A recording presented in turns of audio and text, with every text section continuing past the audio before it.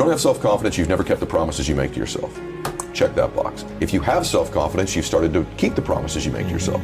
If you want to have superhuman self-confidence, you keep the promises you make to yourself and one more. If your standard is one more, what starts to happen is you go, I'm willing to do things other people similar aren't to willing here. do. Like some days you'll be out shooting and you'll be in like a t-shirt and you'll be warm, and other days you're wearing this like thick thermal trousers and like a fluffy hat, and you have no idea what's going to happen until that day or even partway through the day. Yeah, the weather's bipolar to say the least, for sure. Yeah. Yeah. Well, welcome to the Peak Archer Project, Ella. So excited to talk to you. Our friend from across the pond.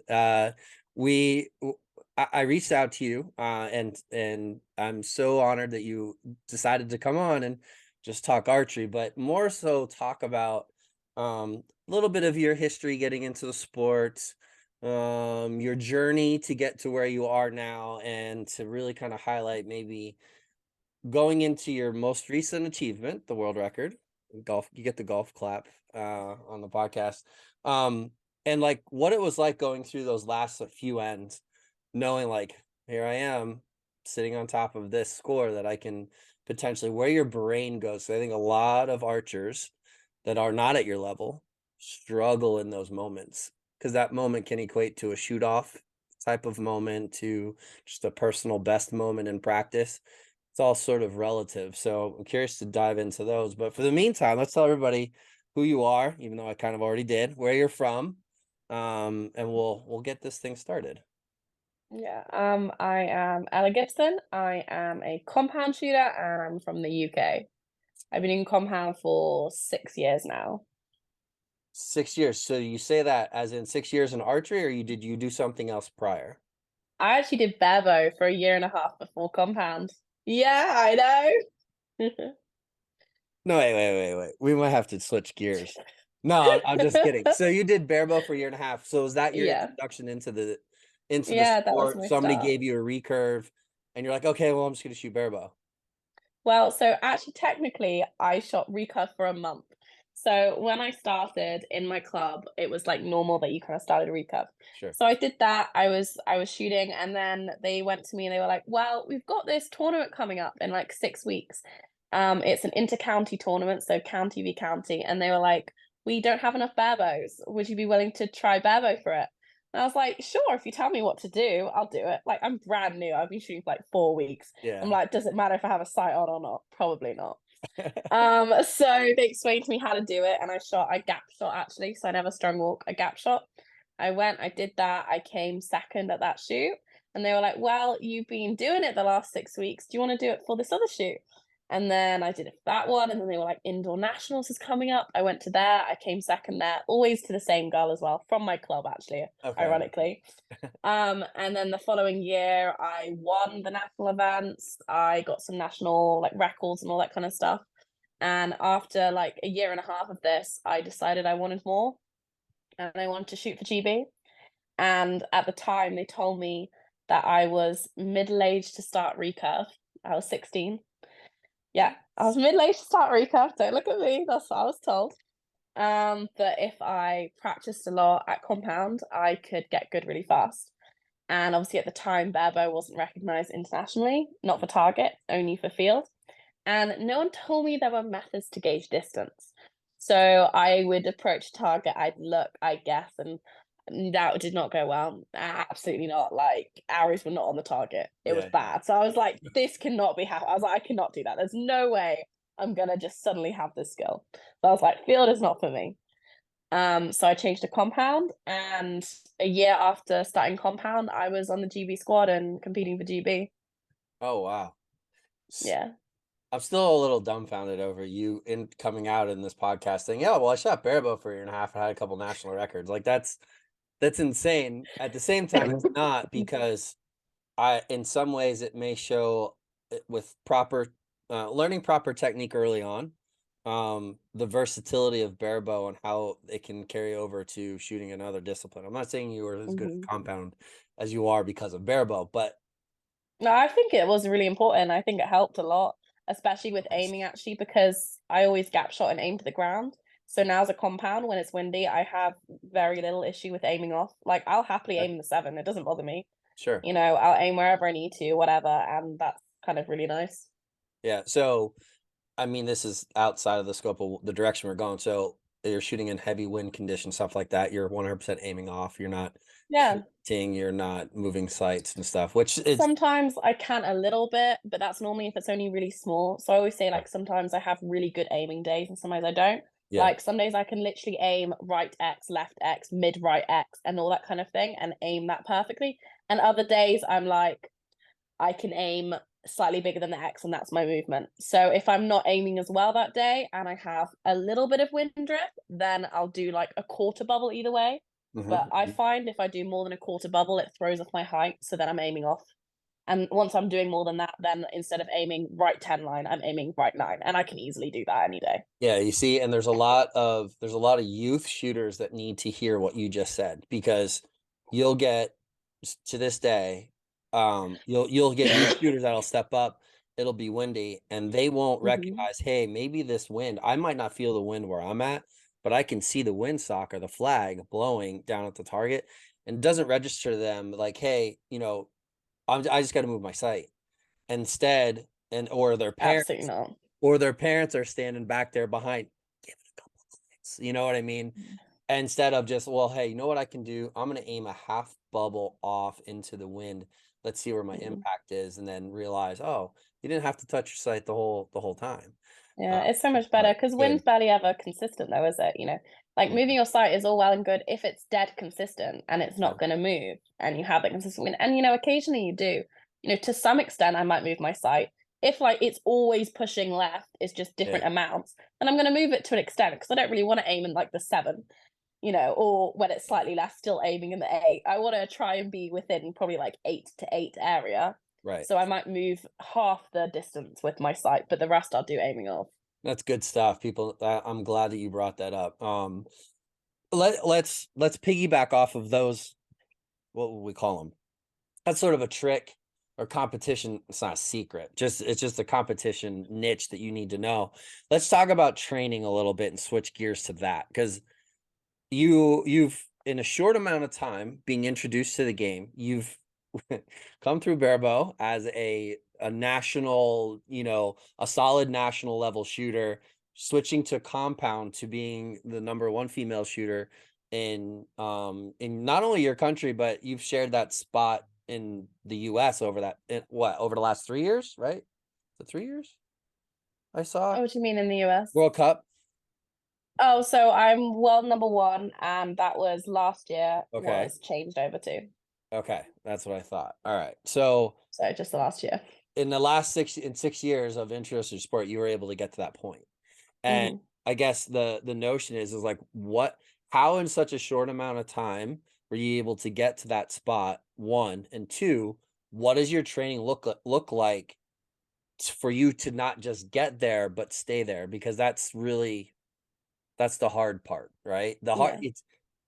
It's easy to compete as an underdog, but it's a lot harder to stay there once you've gotten to that point. So, what does that life look like for Ella Gibson? I think the reason that I've done so well so fast is at least partly because I made that decision before I started. Like before I started compound, I knew I wanted to shoot for GB. I knew that was like the goal.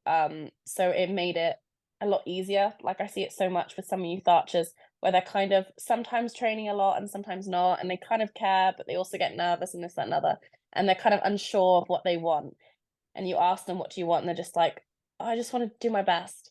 I'm like, but that kind of like half commitment never really helps you actually get anywhere. So right from the start, I was like, I want this. And I was training like 5 days a week, even when I just started compound. Mm. And as I said, later that year, so 6 months after I started, I made selection scores. I made the squad that indoor season. And the following February, I was competing for GB. By the end of that year, so a year and a half on starting compound, I made senior scores. I got into the senior squad.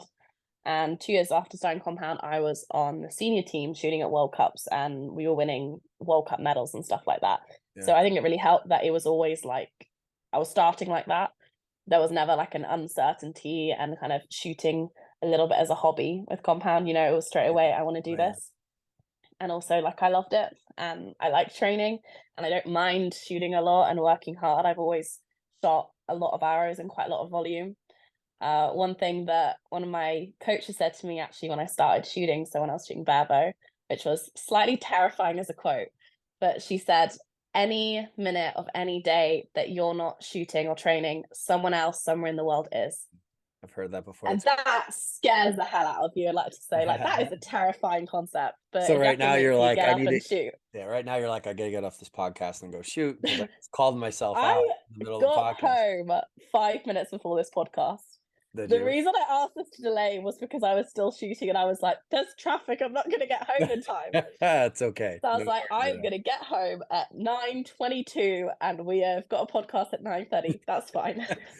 No worries, no worries at all. The one thing I've learned in this podcast, call it media world or whatever, is that stuff happens. We're big bow hunters over here. I was set to record a podcast 2 years ago, I think it was. And literally that night I shot a buck and I couldn't record the podcast and had to push everything off. And it was like a podcast where there was like 3 guests.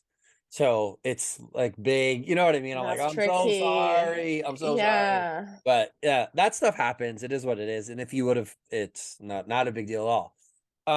So you said you're not afraid to shoot big volume 5-6 days a week, whatever. What does a weekly practice look like in 1 month, 2 months out from a major tour? I guess this time of year you don't really have a lot of time in between. So what does that look like? Is it just, I know I've interviewed some other like Paige, I interviewed Sarah Lopez. Paige is like, listen, I don't have time. I just retune a bow and I'm just jumping right into the next tournament. Is that what it's like for you too? Or are you shooting mainly World Archery stuff over there now, not dabbling in 3D, or are you shooting field as well? So we don't really have much 3D in the UK, like a tiny bit, but not very much. I've never actually done it, so I don't know anything about 3D. That's not my discipline. Maybe one day if I have time, I'll go and try it. But yeah, no, I mainly do World Archery stuff, also some field, but World Archery field. Again, we don't, ours is mainly World Archery stuff in the UK, unlike you guys where you have like a lot more selection.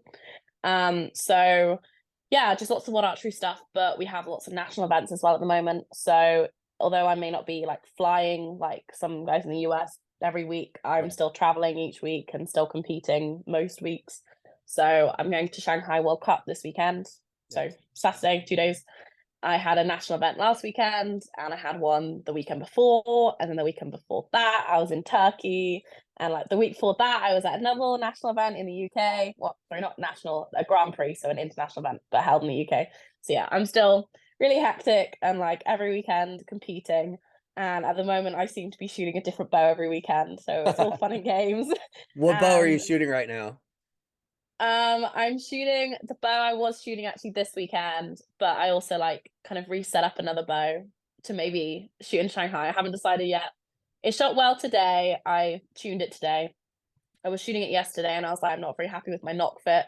So I redid my center serving last night and was tuning it today, and I got it to like shot 359. So I was like, okay, that could play, maybe, we'll see.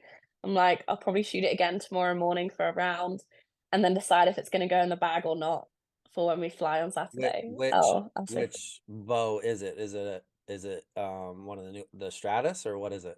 Yeah, so I have a Stratos that I'm probably going to take, and then maybe also an Altus. Okay. So I set that one up and I quite like that. That's the one I was shooting today. I'm like, I'm not sure. We'll see. Oh, I have two 40 problem. Stratoses, 136 Stratos, and an Altus at the moment, and I don't know what combination I'm going to do. Well, I'm a little bit impulsive at the moment. Yeah, I set up the national event last weekend. I set up all 3 like at that event, not the Altus, but the other 3 Stratoses, and I was like, I don't know which one I'm going to shoot. It was 5 minutes before we started, and I was like, I don't know which one to do. You're shooting the same arrows out of each? Not the Altus. Oh, okay. I'm shooting a weaker spine out the Altus, but the other 3 the same arrows. Yeah. Why is that? Are you shooting a weight different, or is it just the way that bow tunes? Just the way it tunes. Last year with my Invicta, I shot 400 spine. But this year with the Stratoses, they just seem so much faster. They don't like the 400s. I'm shooting 350s. And I'm only like a 27.5 inch draw length. Like I'm not long. So it's kind of surprising to shoot 350s, but when I shot the 400s, like at the current length, they just didn't group well. I cut them really short and they group better, but I just didn't have like the X's I'm used to. Like in practice, I'm normally 50% or more of my arrows are in the X. And I was like, I'm shooting a 360 round with like 11 X's. I'm like, this is wrong. Like, Yeah. where's my core group gone? So I ended up trying the 350s and that kind of got that back. But I had to go slightly longer on them. Interesting. You work on your own equipment? Did I hear that Yeah. correctly? You basically are working, so Yeah. you do all of it? Yeah, I do everything. You're fully set up in your home to just do everything right there, or is it at the club? Yeah. No, so everything's pretty much at my home. I have a indoor range. So my dad owns an ice cream business. Okay. He makes gelato and he moved premises last year and there was like extra space on the side. So we've turned it into an Light indoor archery bulb. range. Yeah. Yes, exactly. He was like, well, I don't need all this like factory space to make. We could sort something and I'm like, yes. Yeah, we So can it is that's fine. 26 meters long by 3.5 meters wide. So it's Nice. kind of perfect. Like I can fit 2 bosses in, like 3 people can shoot at once. I have a press there. I have a little worktop. I have hanging on the wall so I can put bows there. I have all my records and certificates up there and medals as well.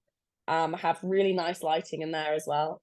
And like my bow press and arrow cutter and all that stuff. You know what, that, not that you have time for it, but that sounds like a YouTube, what's the word? Like, you ever see MTV My Cribs? Do you ever see that show, like where they go through people's homes and they're like, I oh, think this so, is yeah. it. Like, years ago, Real Wild did something like that in his home, and he's like, hey, I want to show you my space.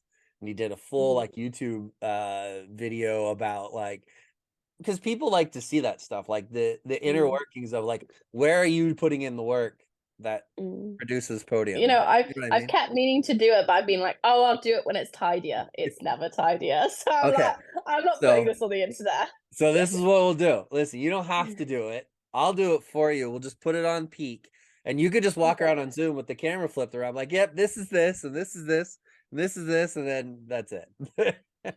I still need to tidy it up a bit. There's like bits of arrows on the table for when I've cut arrows and haven't done anything with them. Oh, I know that pain. My shop out back is a hot mess. So you're not alone there. I got hunting stuff over here, and I got Barebow stuff here.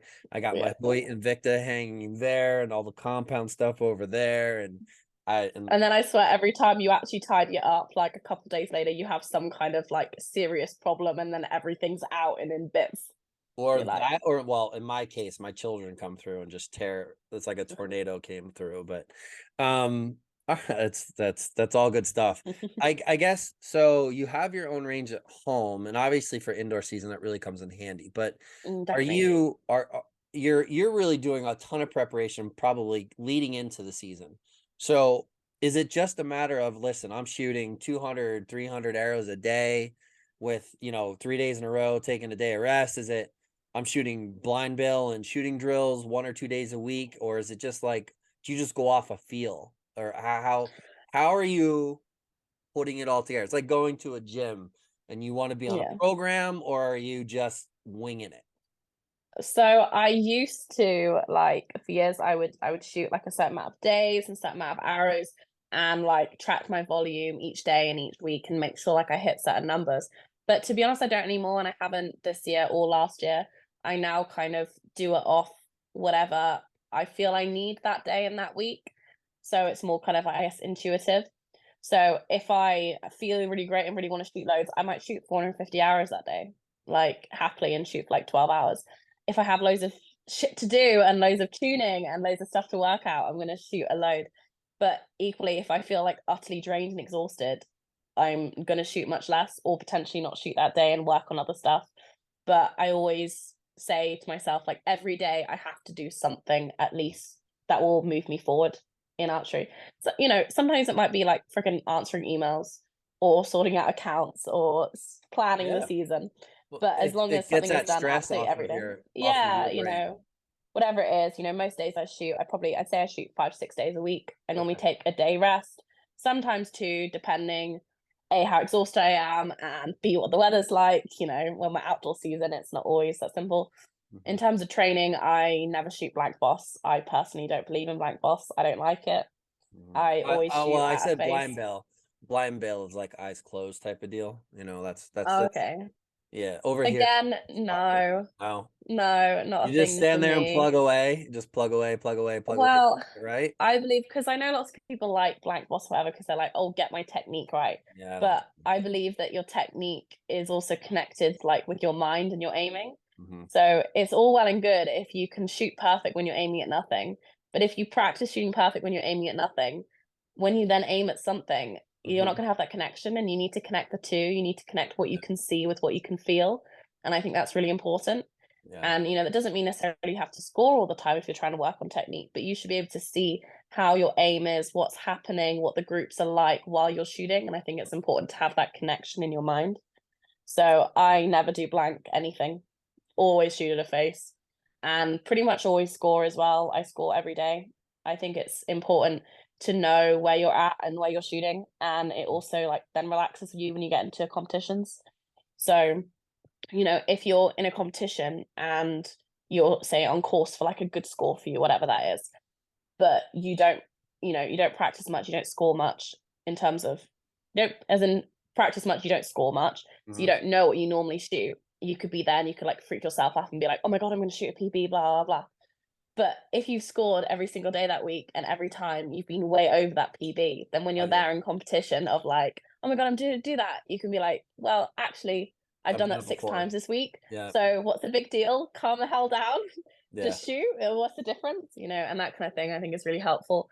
But also realistic as well. If you're like, oh, I'm gonna go and shoot 710, but the last 2 weeks you haven't shot over 705. Yeah. Be realistic. You're probably not going to shoot 710 today. Come on, Yep. So it just gives you a really good idea to go into the tournaments. Yeah, I score a lot and always shoot at faces. I think that you're hitting some key components that I've heard from others before. I know there's definitely different trains of thought in regards to training and shooting drills and stuff like that. But I can also see like you can get to a point within your game where shooting drills aren't what you need. It's just volume because your technique is sort of already refined. It's just a matter of you need to keep the volume up and hit where you need to hit. So that makes total sense. But I do love the idea of, listen, I've shot this score many times before, so I'm not nervous. And I guess that's sort of a segue into the world record. You broke your own world record. You improved it by 6 points, 7 points, 5 points. Sorry. And so it probably wasn't that much of a big deal. You're like, I've done this. No. Yeah. It really wasn't. As much as I wanted that to be so exciting, and it's so underwhelming now because you're just like, yeah, I did it in practice like a billion times. Sorry, Frank. It's not that good. Yeah, I was like, it's not even a good score today. It's a bit meh. So for me, yeah, it was a bit meh at the weekend, I'm not gonna lie. But I started the day and I was like, well, it's really good weather today. I was like, I'm gonna get a world record today. Obviously I was hoping for the individual round rather than the double round. But I started my first round, I shot a 357. I was like, okay, cool. Don't have much space to breathe, but and then opened up the next thing with like 58, and I'm like, well, damn, that's kind of gone there. Finished out on a 354 for a 711. I was like, okay, we try again. And it was, I opened with another 357. I was like, okay, cool. And then opened on a 60. I'm like, cool. And then I had a 58, and I'm like, God damn it. God damn it, Ella, what is this? And it was like one of those things. I think I went 58, 59, 60, 59 or something like that. And then we got into the last end and it absolutely pissed it down with rain. It was perfect weather all day until the last like 10, 15 minutes of shooting, and the heavens just opened. I've never been so wet so quickly. Just from me walking like from the like tent line, waiting line to the shooting line, I was entirely drenched. Did like, your so arrow wet. Did your arrows, what did you shoot your last end then? I shot a 58, but my last And arrow, I it was actually pouring? couldn't see. Pouring down? Yeah, absolutely. Low I tens? moved Low my tens I or? moved my sight 10 Oh, okay. clicks. I was just gonna Open ask with you, low did you move your 10. sight? Yep. Yeah, don't worry. I live in the UK. We've got that down. That's a good point. Did that, moved it more, shot some 10s, and then I was like, I shot one and I was like, it was so wet. I like was slipping on my release aid. it missed the 10. I'm like, it is what it is. And I shoot a clarifier as well. Oh, so that got wet. My last arrow I drew up and I was like, I actually can't see the target. So I aimed before I pulled my peep into reference Oh, and kind of hoped. And I shot a 9. Like, so I was like, I shot a 9 and it was a really good shot, but I was like, I can't see. It was like a 9 far left as well, like on a 9-8 line far left. And I'm like, whatever. And I walked off actually like swearing, and yeah. Chris White was videoing it. Yeah. Because I had told him, like, you know, I was gonna shoot a record kind of thing. So he videoed it for, like, you know, Instagram, whatever. And you could just see me walking off the line saying, fuck you, like really loudly. Can you have him send me that video so I can put it in the podcast right here? You know, I have it. World Archery, Chris Wells wanted it, so I sent it to him and he just edited out the No, I'm not editing so nothing. you can see me shoot 3 arrows and then start talking with the line. It cuts. And then he goes to later in the video where Whitey goes like, oh, what'd you shoot? And I was like, I finished on a 58. So it like cuts that and goes to 58. So it's really funny. I just like, it makes me laugh because I didn't know he was filming. And I'm like, well, I'm sorry, but yeah, that's very me. I swear a lot. So everyone that's listening and those who are not barebow shooters, you don't get it. You're a barebow shooter at heart, just happens to shoot a compound, because that's exactly the way we are. We are like, we don't care about anything or care about others. We're not trying to be disruptive, but at the same time, we don't. So we happen to get loud. It happens. You're just gonna have to. It's not intentional, but in the moment you just don't think about it. So it was so loud. I didn't even think anyone could hear me, to be honest, because of the rain. Like, so loud with the rain. Yeah, I could barely hear me. But yeah, if you turn the video up, like the volume up, you can very much see it out of my mouth as well. You can hear it as well, but if you read my lips, there's no pretending I'm saying anything else. Like, it is clear as day. Oh, it's funny. It's really funny. I was really tempted afterwards to post it and be like, the real reaction. Yeah. But I wasn't sure how people would take it. I mean, I don't personally care, but if you do, then I never want to jeopardize anything for you. But I think I want to see it. I don't. It's more other people like messaging me or like kids or whatever, being like, dude. Yeah. So I get it. But they may listen to this and hear you said that anyway. So it is what it is. That's their problem then. Yeah, whatever. So you said, I'm going to backtrack just a smidge. You said that you aimed. So you're coming, it's pouring down rain. Clarifier is blanked out. You come into anchor, and you said you kind of aimed before you came into your peep. Yeah, I've done it before. You have a specific location where you know that your scope is going to sit, and you know where that's at, so that as you come into your anchor puts it in the middle. Is that basically what you're saying? So normally when I draw, I kind of almost am partly aiming before I bring my hand in. So because I draw here. And then before I come into reference, I'll kind of be here. I'm aiming with my pin, and then I bring it in, and it normally is slightly off, but it's within the goal, so it's pretty close. And I've actually shot a few times, being totally blind, just because I like shooting, and sometimes it gets dark at the end of the day, and I want to carry on shooting, and I can't really see anymore. So I've kind of tried to try my luck a little bit and shoot a couple extra ends. And you know what? It hasn't gone terribly. I've shot. I was trying to finish a round and I shot 60, 59, 59, 60, entirely not me able to see the face. Aiming before I came in, and when I came in, I was like, it is just black. And it was fine. After that, I was like, I'm not going to push my luck too much, because now I can barely aim before I bring into my peep. I'm I'd rather not hit a tree. The little devil on your shoulder was going, actually, that was kind of fun. I might want to do that again in the darker conditions, just for a couple more ends. So at least I knew when I couldn't see, I was like, I know it's pretty freaking close. Like, when I bring my anchor in, I'm not suddenly in the red or the blue. So I was like, okay, it's very disconcerting, but it's not going to miss the face. It will be okay. And I was like, I'm not going all the way back to my tent to find a freaking Q-tip to come back out to shoot one shot. I'm not doing that. Hell no. I'll just be blind for a shot. It'll be fine. And I knew I was like, I'm so comfortably over the record. It's fine. If I shoot a point or two lower than it's meant to be, it's really not a big deal. Yeah. You already weren't where I'm still gonna wanted to be, per se. So you're just like, it is what it is. It goes where it goes. And I was like, it's not like it's gonna be I was like, it's not like it's gonna be a set the world on fire record, but it's not gonna be bad either. I was like, I can always beat it another day. It's fine. I like it. We're I happy like with this. that confidence. It's just like, yeah, it is what it is, because I'm just gonna do it again anyway, so it doesn't matter. I like it. I like it. It's good stuff. I like your raw approach to it all, and you're just upfront in your face. This is what it is. And sometimes there's a saying I always would use with the students that I coach. I would say, sometimes you're the bug, sometimes you're the windshield, and you got to take turns with both. Hopefully just more times than not, you're the windshield. So that's good. I mean, you you threw me for a loop off the beginning about the whole Barebow thing, but I have to admit, it's fun hearing what the day in the life sort of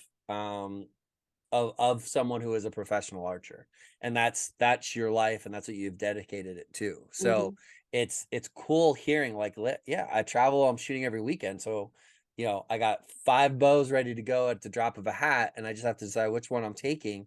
I'm shooting as many arrows as I can and giving myself 1 or 2 days of rest max. Yeah. Travel days, et cetera, et cetera. So that's perfect. It's absolutely perfect information. Are you gonna make it to the US and maybe come to the Classic next year? What do you think? Oh, Lancaster Classic. Yeah, Yeah. I You're really gonna like try to it. make it over? Did you shoot Yeah, this I've year? come. Yeah, I came I this didn't time. see I you this came last year. time. Then again, I was I playing was there. Barebow, I was with the cool I people. I'm I sorry. came. I was there. It It's was a not, little bit of a hot it's mess, but don't I take was it there. personal, but I mean, Barebow's just where it's at. But we'll have to link up next year, and might have to get you on video shooting some Barebow. I've done it with a couple others. I've done it with like Jack Williams and Justin Hewish. I don't know if you know Justin or not, and a few others. Like, grab them and like, here, shoot this real quick. Doug Denton and Steve Anderson like it. They get a kick out of when we're putting weights in their hands. So it's a big deal. I had Jesse Broadwater. Or no, I tried to get Jesse to do it at NFAA and he wouldn't do it. But so I yeah, always love my Barebow. Like, I have no hate for Barebow. So many people, like, I don't know, they have like a thing with Compound v Barebow, don't they? Almost like it's this rivalry. And they'll oh be like, yeah, oh, there you've is. made such a good decision. Like, oh, how could you ever be Barebow? And I'm like, I love Barebow. I never hated it. I was never like, oh yeah, I want to leave it. I don't like it. I was like, I just wanted more. I'm like, leave my Barebow alone. We love It's my Barebow. little history. You threw me a loop when you're like, oh yeah, I was gap shooting and I wasn't string walking. I'm like, most compound people don't even know what the hell that is. Yeah. So like, you Oh definitely, yeah. oh yeah, you're all about it. I love it. You had the lingo down and everything. So this begs the question, what is your favorite Lancaster Archery Classic final? Is it the ladies senior compound or is it the Barebow finals? Which one's your favorite? No, I like the ones where it's really interesting, where someone's like ballsy, and Well, then now so it can be individual matches. yeah, with the bonus ring, it definitely makes things a little more Yeah. interesting. So I like watching some of the Barebows, except I hated when it was just like the last arrow, they'd all press the button and then never go for it. yeah, I'm like, why? Are you that unconfident that you're gonna hit the middle, that you think you're gonna shoot so badly that it's gonna be like a maybe 7? you might as well press it, even if you do completely miss the middle and you happen to drop it into the bonus ring. You might as well hit Like, it I every time. get that, but Yeah. I'm like, Every time, stop it. every time, last I arrow, expect. bang it. Yeah, but that's what they were doing, and I'm just like, stop doing it when you're not going for it. It's really irritating. I'll be like, they're gonna go for it. No, they went for the gold. Why? Yeah. I didn't watch. I don't watch a lot of the others. Obviously the Barebow sucks a lot of people in the views are. I do watch the senior ladies and some of the other categories, and obviously the Olympic recurve as well. But yeah, I have to admit that the bonus ring just adds a little level of just fire to that whole finals and shoot ups with the Classic. So well, then we will definitely try to hook up and whatever. I'm 100% putting a bow in your hand. So guaranteed. I'm not even going to say hello. I'm just going to walk over. I'm going to hand it to you, and we're going to take. Like, okay, where's the target? Yeah. I'll make sure I use my buddy John Demmer's arrows though, and not my own. I'll just give so Okay. you can smash up his arrows. Now, you'll probably smoke all of us. So I'll be like, where the fuck did I used to aim? Where was it? What's this I string always just walking remember thing? it was really low and right. I had no concept of tuning then either, so like I had nothing. Yeah, But I remember because I like face walked instead, yeah, for like different distances. And I remember shooting when I was shooting past, I think 60 or 70 yards, I went from like corner of my mouth to under under my your chin. jaw. Yeah. And I ended up having to aim at like the 20-meter line. Like I was Yeah, aiming that sounds about so right. low. Yeah. And I was like, this is ridiculous. Yeah. And So I just remember I travel the country and I teach advanced barebow seminars, and that is so common. Like that's really. oh yeah. I mean, tons of people. I think what happens is you have a lot of Olympic recurve coaches out there that don't know the nuances of string walking and how to Hmm. set a bow up so you can just string walk and just shoot point on all the time. Yeah. And there's a ton of people out there, and it's so hard to shoot good that way. You can shoot okay, but to shoot really, really, really good and be able to aim, you Well, know, because you're like picking off a freaking blade of grass or like a flower. Like you're aiming at a flower. How ridiculous is that? or you're aiming above the bale at 50 meters and you're like in the clouds, and the clouds are moving, Yeah. and you have Yeah. Yeah. you Yeah. got to find a spot to stick the point somewhere above 12 o'clock on the target, Yeah. Yeah, especially for for kids sure. and stuff. Yeah. Like no one ever taught me about like string walking really, so I just gap shot and then aimed at different places. But I remember before I did our indoor nationals, but they had just a recurve category there. So Mhm. I was shooting as a recurve but as a barebow, and it was a 3-spot, and I had to aim really far right, Yeah. and they had this black backdrop on the wall, and I've Uh, never shot with like one black, and I remember just rocking up and being like, oh shit, I'm screwed. And so I'd have to like aim at the right level on the face and then just move it across and do that each time so I could get the uh, right elevation. It was the most stressful thing ever to you remember had to 3 shoot different three aiming spot. points. You had to shoot three So spot.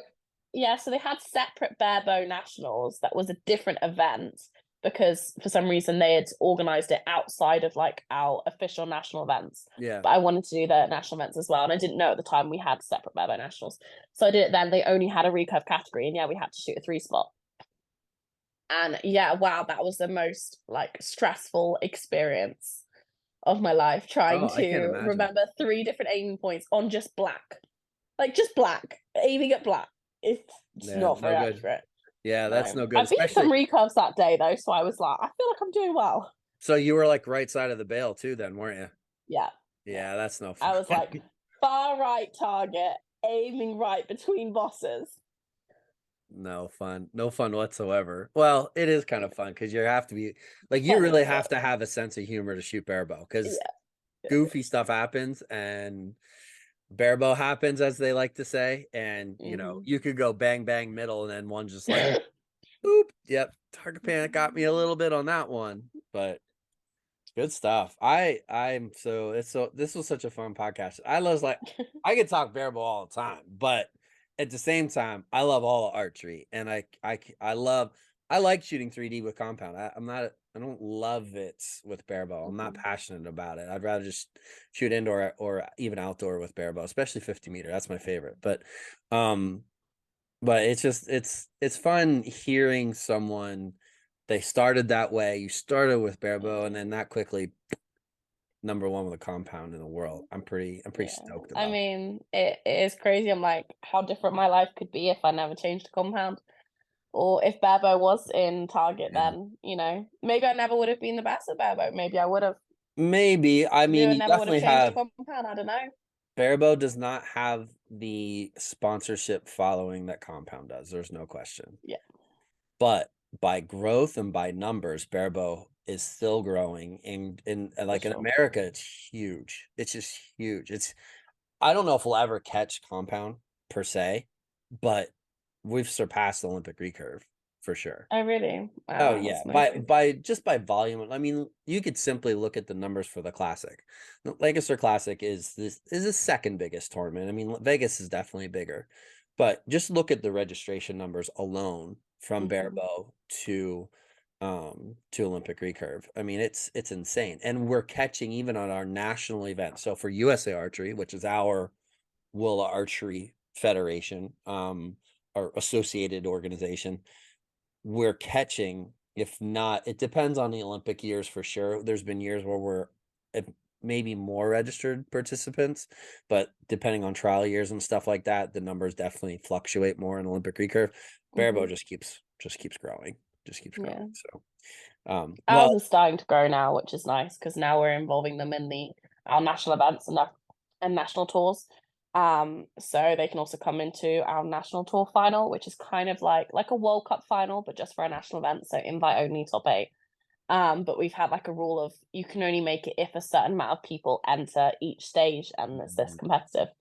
Because we brought it in last year, but it was only for, I think it was like top 4 for them because we didn't have the amount of people. But then one of our events, like last week, we actually had like quite a lot. I think as many barebows as we kind of had on the compound category. So we're like, okay, might actually pick up this year, which would be good. I mean, more people doing archery and competing is always good, isn't it? No matter what they're doing. Absolutely. That's what we all want, 100%. Yeah. I just want a video of you shooting barebow again. That's what I want to see. So yeah, I don't think I have a video. I could definitely find a photo of me posing for a newspaper article when I was 15 with a barebow. That exists. listen, just go pick one up out of somebody's hand and be like, hey, let me shoot that, take a video, and then I'm gonna say it. Then Barebow's officially gonna claim. We're already claiming you because you started with Barebow. So whatever. Compound can pound sand. But anyway. I love my compound too. I know. But listen, you're only cool because you shot Barebow. You're just another compound shooter. Oh, that's the rule, is it? That is the rule. That is just another compound shooter. How dare you? Yeah. It is what it is. Sorry, not sorry. Anyway, good chat, good discussion. I definitely hope that we can, follow up as things progress throughout this competition year for you.